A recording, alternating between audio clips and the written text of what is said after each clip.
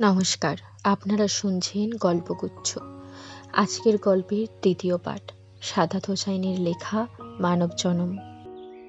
নানার বাড়িতে দিন তিনেক থেকেই ঢাকায় ফিরে যাবে বলে কথা দিয়ে এলেও নয়ন থেকে গেল দীর্ঘ সময়।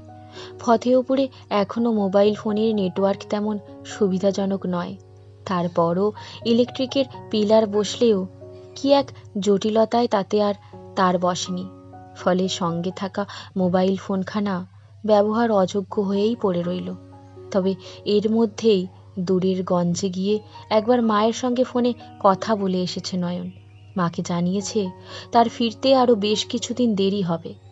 সাপে কাটার ঘটনা থেকে সেরে উঠে নয়ন যেন গাঁয়ের অনাস্বাদিত জীবনের স্বাদ শুষে নিতে লাগলো।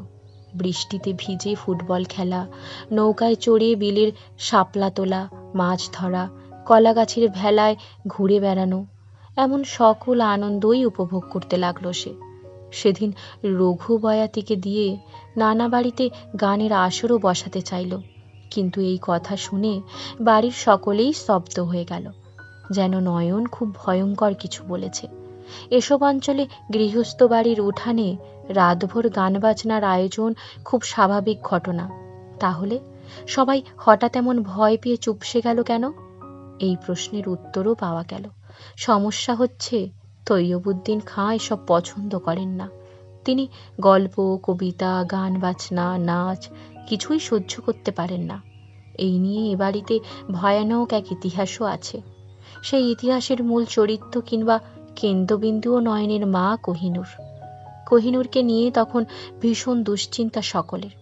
তৈয়বউদ্দিন খাঁও মেয়ের নানাবিধ অস্বাভাবিক আচার আচরণে সন্ত্রস্ত, শঙ্কিত। সে কারণেই কিনা কে জানে, খাঁবাড়ির ইতিহাসে প্রথম মেয়ে হিসাবে কোহিনূরকে স্কুলে পাঠানোর ব্যবস্থা করলেন তিনি। তবে এজন্য কোহিনূরকে চোখের আড়ালও করতে হয়েছিল তাকে।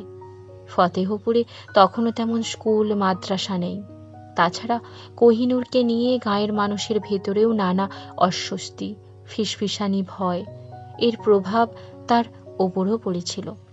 ফলে অনেক চিন্তা ভাবনা করেই কোহিনূরকে তার নানা বাড়িতে পাঠিয়ে দেওয়া হলো। ভর্তি করানো হলো সেখানকার এক স্কুলে।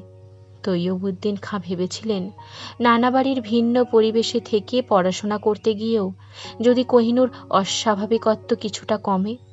তা কমল কিনা বোঝা গেল না। তবে সেখানে ক্লাস 8 অবধি পড়েছিল কোহিনূর। তারপর অদ্ভুত এক কারণে তার পড়াশোনা বন্ধ করে দিলেন তৈয়বউদ্দিন খাঁ। স্কুলের হেডমাস্টার অমলবাবু কোহিনূরকে ভীষণ পছন্দ করতেন। তিনি একবার তৈয়বউদ্দিন খাঁকে দীর্ঘ এক পত্র লিখলেন। পত্রে প্রথমাংশে লিখলেন, শ্রদ্ধা ভাজনেষু, আপনার কন্যা কোহিনূর কেবল রূপেই নয়, গুণেও সমান গুণান্বিতা। তাহার হস্তাক্ষর মুক্তার ন্যায় জলজলে। ছড়া ও কবিতায় তাহার পারঙ্গমতা আমাকে বিস্মিত করিয়াছে। তাহার ছন্দ ও মাত্রাজ্ঞান প্রকৃতি প্রদত্ত। এর মধ্যে সে এক আচানক কাণ্ড ঘটাইয়াছে। আমি নিজ উদ্যোগে তাহার একখানা ছড়া ফরিদপুরের জেলা স্বনামধন্য এক পত্রিকায় পাঠাইয়াছিলাম। সেই ছড়া তাহারা ছবি সমেত ছাপা হইয়াছে। আমি নিজে 20খানা পত্রিকা খরিদ কইরা আনিয়াছি। ফরিদপুর শহরে নানান সাহিত্য পত্রিকা প্রকাশিত হয়, আলোচনা সভা হয়। আমার পরিকল্পনা রহিয়াছে আমি তাহাকে উপযুক্ত সাহিত্য সভাগুলোতেও লইয়া যাইব। এরপর পত্রে আরও দীর্ঘ বিবরণ ছিল। তৈয়বউদ্দিন খাঁ সময় নিয়ে সেসব পাঠ করলেন। পত্রের শেষে এসে বেশ বড় সড় ধাক্কা খেলেন তিনি। সেখানে অমলবাবু ফুটনোট দিয়ে লিখেছেন, পুনশ্চ ভাবিয়াছিলাম আপনার নিকট প্রকাশ করিব না, কিন্তু কেমন অস্বস্তি হইতেছিল, তাই না বলিয়া পারিলাম না। আমি ইতিমধ্যেই 2 বার কোহিনূরকে লইয়া ফরিদপুর গিয়াছিলাম। তাহাকে সাহিত্য সভায় অনেকের সহিত পরিচয় করাইয়া দিয়াছিলাম, যদিও সে কাহারও সহিত কোনরূপ বাক্যালাপ করে নাই। আশ্চর্য ব্যাপার হইল, সে স্কুলেও কাহার সহিত কোনরূপ কথাবার্তা বলে না, শিক্ষকদের সহিত না। তবে সে আমাকে অত্যধিক পছন্দ করে। আমিও তাহাকে আমার কন্যা সম স্নেহ করি। আপনি জানিয়া ব্যথিত হইবেন যে তাহার বয়সী আমার একমাত্র কন্যা অপলা জলে ডুবিয়া মৃত্যুবরণ করিয়াছে। কোহিনূরকে দেখিলেই আমার অবলার কথা স্মরণ হয়। তখন আমি আর নিজেকে সম্বরণ করিতে পারি না, মনে হয় সেই আমার অবলা। কোহিনূর আমাকে লইয়াও একখানা ছড়া লিখিয়াছে, সেই ছড়াতে সে আমাকে পিতা বলিয়ে সম্বোধন করিয়াছে। তাহার সেই ছড়াখানা দেখিয়া তৎক্ষণাৎ আমার চক্ষু জলে সিক্ত হইয়া গিয়াছে। কি আচানক কাণ্ড! এই যে এখন সেই ছড়ার কথা আপনাকে লিখিতে গিয়াও আমার চক্ষু আবারও জলে পরিপূর্ণ হইয়া উঠিয়াছে। তৈয়বুদ্দিন খাঁ কেন যেন এই ঘটনা সহ্য করতে পারলেন না। তার ভিতরে প্রবল রাগ আর অস্থিরতা তৈরি হলো। এর কারণ হতে পারে দুটি। এক, তার অনুমতি ছাড়াই কোহিনূরকে 2 বার ফরিদপুর নিয়ে যাওয়া। তৈয়বুদ্দিন খাঁ তার জগতে একমাত্র অধিপতি, সেখানে তার অনুমতি ছাড়া গাছের পাতাটি অবধি নড়ে না। অথচ কোহিনূর যে কিনা তার প্রাণাধিক প্রিয় কন্যা, তাকে কোনো অনুমতি ছাড়াই অত দূরে নিয়ে যাওয়া হয়েছে গান কবিতার জন্য। এই ভয়াবহ ধৃষ্টতা! তৈয়বুদ্দিন খাঁ ধৃষ্টতা সহ্য করার মতো মানুষ নন। তার ঠান্ডা চোখের সামান্য দৃষ্টিতেই 10 গ্রামের মানুষ থরথর করে কাঁপে। অথচ সেই তার কন্যাকেই কিনা সামান্য এক স্কুল মাস্টার কোনো ধরনের অনুমতি ছাড়াই অতদূর শহরে নিয়ে গিয়েছিল। এ নিঃসন্দেহে ভয়াবহ এক অন্যায়। 2, অমলবাবুর প্রতি কোহিনূরের আসক্তি। তৈয়বুদ্দিন খাঁ পাথরের মতো নিরেট কঠিন মানুষ। সহসা কারো প্রতি স্নেহ, ভালোবাসা, মমতা অনুভব করেন না, কিংবা করলেও তা কখনো প্রকাশ করেন না, নিজের ভেতর রেখে দেন।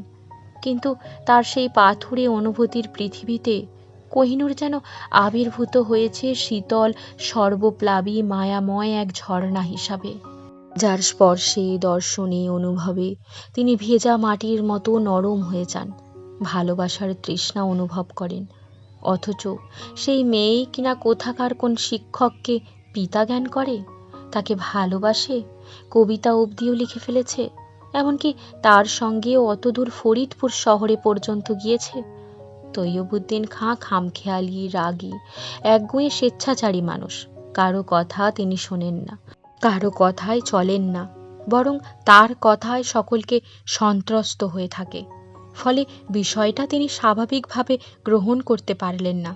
সেই দিনই লোক পাঠিয়ে কোহিনূরকে বাড়ি নিয়ে এলেন এবং তার লেখাপড়াও বন্ধ করে দিলেন।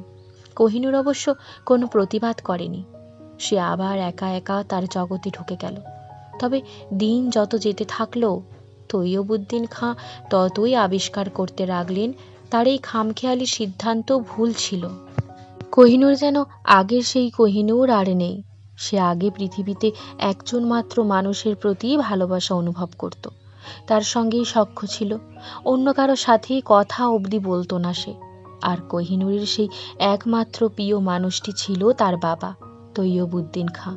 কিন্তু এই নতুন কোহিনূরের কাছে তিনিও যেন হয়ে রইলেন আর 10 জন মানুষের মতোই সাধারণ ও দূরের মানুষ। কন্যাতৃষ্টায় ব্যাকুল তৈয়বুদ্দিন খাঁ কোহিনূরের এই আচরণ ও দূরত্ব মেনে নিতে পারছিলেন না। আবার তার কঠিন স্বভাবের কারণেই কন্যার প্রতি যে ব্যাকুলতা তিনি অনুভব করেন, কিংবা যে অসহায়ত্ব তাকে সারাক্ষণ বিচলিত করে রাখে, তাও কারো কাছে প্রকাশ করতে পারছিলেন না। ফলে প্রবল ব্যক্তিত্ববান রাশভারী তৈয়বুদ্দিন খাঁ যেন ক্রমশ ভেতরে ভেতরে ক্ষয়ে যাচ্ছিলেন, দংশিত হচ্ছিলেন অবর্ণনীয় যন্ত্রণায়। আর এসব কারণেই কিনা কে জানে প্রায় তিনি হুটহাট রেগে যেতে লাগলেন।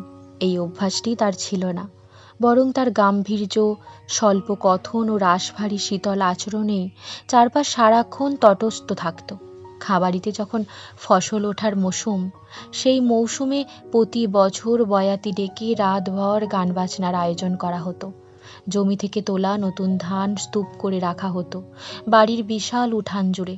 হারিকেন কিংবা কুপির আলোয় সেই ধান রাতভর মাড়াই করা হতো। মহিলারা সার বেঁধে প্রকাণ্ড কুলায় ধান ঝাড়ত। বয়াতিরা গান গাইত ফজরের আজানের আগে পর্যন্ত। চারিদিকে কি অদ্ভুত সুন্দর উৎসব ভাব! গাঁয়ের লোকেরা সেই উৎসবে স্বতঃস্ফূর্তভাবে যোগ দিত। খাবারের উঠান ভরে উঠত কানায় কানায়। বাড়ির পেছনে বাঁশঝাড়ের কাছে হ্যাজাক চালিয়ে মাটি খুঁড়িয়ে বিশাল চুলা তৈরি করা হতো। সেই চুলায় আজদাহা সব পাতিলের রান্না করা হতো, চাল ডাল মাংসের খিচুড়ি, সঙ্গে গামলা ভর্তি চাল তার আচার, বাটি ভর্তি পেঁয়াজ মরিচ। সেই খাবারের ঘ্রাণ ছিল নেশার মতো, আর স্বাদ যেন অমৃত। লোকেরা গান শুনতে শুনতেই গাছ থেকে কলা পাতা ছিঁড়ে নিয়ে লাইন ধরে খাবার সংগ্রহ করতে দাঁড়াইত। তারপর জিভ পুড়ে গেলেও ওই আগুন গরম খাবারের নলা তুলে দিতে থাকতো মুখে। ঝালে গরমে চোখে জল চলে এলেও রসনা তৃপ্ত করে আস্বাদন করত খাবারের প্রতিটি কণা। চেটে পুটে খাওয়া শেষে কলা পাতাটাকে দেখে মনে হতো সদ্য গাছ থেকে ছিঁড়ে আনা হয়েছে, চকচকে ঝকঝকে, যেন কোথাও খাবারের দাগ চিহ্ন পর্যন্ত নেই। সে কি আনন্দ, সে কি অভাবনীয় উদযাপন! এ যেন কেবল খাবারের অনুষ্ঠান নয়, সেই অনুষ্ঠান আয়োজন হয়ে উঠত সকলের। কিন্তু সেবার তৈয়বুদ্দিন খাঁ হঠাৎই সেই গানের দলকে বললেন, তোমাদের গান গাইতে হবে না, আসছই যখন তখন তোমাদের যা মজুরি তার ডাবল নিয়ে বিদায় হও। বলেই বয়াতির দলকে তিনি বিদায় করে দিলেন। সকলে ভেবেছিল দিন দুই বাদেই হয়তো আবার সব ঠিকঠাক হয়ে যাবে। তৈয়বুদ্দিন খাঁ হয়তো বলবেন বয়াতির দলকে খবর দিতে, গান বাজনার আয়োজন করতে। কিন্তু তার হলো না। খাবারের বহু বছরের পুরানো একটি প্রথা সেই দিনই চিরতরে লুপ্ত হয়ে গেল। এত বছর পর নিষিদ্ধ হয়ে যাওয়া সেই পুরাতন প্রথা যেন নয়ন আবার চালু করতে চাইল। সে রঘু বয়াতিকে খবর দিয়ে খবির খাঁর স্ত্রী তার বড় মামির কাছে গেল। বলল, মামি, আজ ভরা পূর্ণিমা, বহুদিন পরে মেঘ বৃষ্টিও নেই। রঘু বয়াতিকে খবর দিয়েছি, বয়াতির দলে লোক মোট ৮ জন, তাদের খাবার ব্যবস্থা করতে হবে, পারবেন না? নাজমা বেগম যেন ধাক্কা মতো খেলেন। তার নখ পাংশুবর্ণ হয়ে গেল। তিনি কাঁচুমাচু মুখে এদিক সেদিক তাকাতে লাগলেন। তার ছোট ছেলে মনির মতো নদী থেকে এসেছে, তার কাঁধে জল, নদীতে মাছ ধরতে গিয়েছিল সে। তিনি তাকে বললেন, এ কি যন্ত্রণার মধ্যে আমি পড়লাম রে মনির? কেন, কি হয়েছে মা? মনির জিজ্ঞেস করলা। বলতো, এই বাড়িতে এই বুড়োর হুকুম ছাড়া কিছু হয়? গাছের পাতাটি পর্যন্ত নড়ে না, আর ও কিনা রঘু বয়াতিরে নিয়ে আসতেছে গান বাজনার জন্য। ও মনির, আমি এসবের কিচ্ছু জানি না রে, তুই তোর বাপকে খবর দে, সে এসে যা একটা ব্যবস্থা করুক, আমি এসবের মধ্যে নাই। মনির সহজ সহল নির্বিবাদী মানুষ। সে খবিরকার কাছে গিয়ে বলল, আব্বা, এই ঘটনা দাদাজান শুনলে তো বাড়িতে ভূমিকম্প ঘইটা যাইব, সবারই পিঠের ছাল তুইলা ফেলবেন দাদাজান। মনির ভুল কিছু বলেনি। সব শুনে খবির খাঁও চিন্তিত হয়ে পড়লেন। তার বয়স ৬০ ছুঁই ছুঁই। এই গাঁয়ের চেয়ারম্যানও তিনি। তারপরও বাবার সামনে দাঁড়ালে তার হাত পা কাঁপে, বুক ধরফর করে, গলা শুকিয়ে আসে, ঠিকমতো গুছিয়ে কথাও বলতে পারেন না, গুলিয়ে ফেলেন। অতিশীত পর বৃদ্ধ তৈয়বুদ্দিন খাঁকে তিনি বাঘের মতো ভয় পান। শুধু তিনিই না, এখনও তার সামনে ১০ গ্রামের লোক থরথরিয়ে কম্পন হয়। সেখানে খাঁ বাড়িতে নিষিদ্ধ হয়ে যাওয়া গান বাজনার আসর আবার শুরু করার কথা কিছুতেই বাবাকে বলতে পারবেন না তিনি। এ সম্ভবও নয়। তার চেয়ে বরং নয়নকে যদি বুঝিয়ে সুঝিয়ে থামানো যায়। হতদন্ত হয়ে বাড়িতে ঢুকেই থমকে দাঁড়ালেন খবির খাঁ। দহলিজ ঘরের সামনে তৈয়বুদ্দিন খাঁ বসে আছেন। কবুতরদের ধান খাওয়াচ্ছেন তিনি। তার সঙ্গে এসকান্দার, সে ধানের বাটি হাতে দাঁড়িয়ে আছে পাশে। সমস্যা হচ্ছে, এখন কিছুতেই বাবার মুখোমুখি হতে চান না খবির খাঁ। আগে নয়নের সঙ্গে কথা বলতে চান, তারপর যা বলার বলবেন। কিন্তু বাবার দৃষ্টি এড়িয়ে ভেতর বাড়িতে ঢুকবেন কি করে? দহলিজ ঘরের ডান পাশে যে সরু রাস্তাটা আছে, সেখান দিয়েই সন্তর্পণে ভেতরে ঢুকতে উদ্যত হলেন তিনি। তবে তাতে শেষ রক্ষা হলো না তার। তৈয়বুদ্দিন খাঁ অকস্মাৎ ডাকলেন, খবির। তার স্বভাব সুলভ বাজখাঁই কণ্ঠস্বর শুনে খবির খাঁ থমকে গেলেন। তারপর গুটি গুটি পায়ে বাবার কাছে এসে দাঁড়ালেন। তৈয়বুদ্দিন খাঁ গম্ভীর গলায় বললেন, এত অস্থির হওয়ার কিছু নাই। যে আব্বা, নয়ন গান বাজনা করতে চাইলে করুক, রঘু বয়াতিরে আনতে চাইলে আনুক। খবির খাঁ বাবার কথা শুনে হতভম্ব হয়ে গেলেন, তবে সেটি প্রকাশ করলেন না, বরং মৃদু গলায় বললেন, যে আব্বা। তৈয়বুদ্দিন খাঁ আর কথা বললেন না। মাগরিবের আজান অবধি কবুতরকে ধান খাওয়াইলেন তিনি। আর এই পুরোটা সময়ে তার পেছনে দাঁড়িয়ে রইলেন ৬০ ছুঁই ছুঁই খবির খাঁ, তার বড় পুত্র, ফতেহপুর ইউনিয়নের চেয়ারম্যান। কিন্তু একবারের জন্য তিনি তার বাবাকে সাহস করে জিজ্ঞেস করতে পারলেন না যে তিনি কি চলে যাবেন, নাকি দাঁড়িয়েই থাকবেন বাবার পাশে। দহলিজ ঘরের সামনে বাড়িতে ঢোকার টিনের কাছে তখন অদ্ভুত এক দৃশ্য। সেই দৃশ্য কেউই খেয়াল করল না। সেখানে এক রূপবতী তরুণী দাঁড়িয়ে আছে, তার চোখ ভর্তি মায়া কৌতূহল। কিন্তু তাকে দেখে মনে হচ্ছে না এই গাঁয়ের কেউ, বরং মনে হচ্ছে সে শহর থেকে এসেছে। কিন্তু এই সন্ধ্যাবেলা কিভাবে একা একা এত দূরে এই অজপাড়া গাঁয়ে চলে এসেছে সে? কি তার পরিচয়?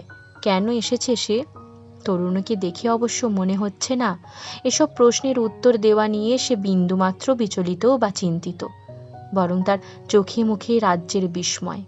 সে অসীম মুগ্ধতা নিয়ে ওই অশীতপুর রাগী গম্ভীর শীতল চোখের পৌর মানুষটির এবং তার ৬০ ছুঁই ছুঁই বয়সের বড় পুত্রের অদ্ভুত সম্পর্কের রসায়ন দেখে অভিভূত হয়ে তাকিয়ে আছে।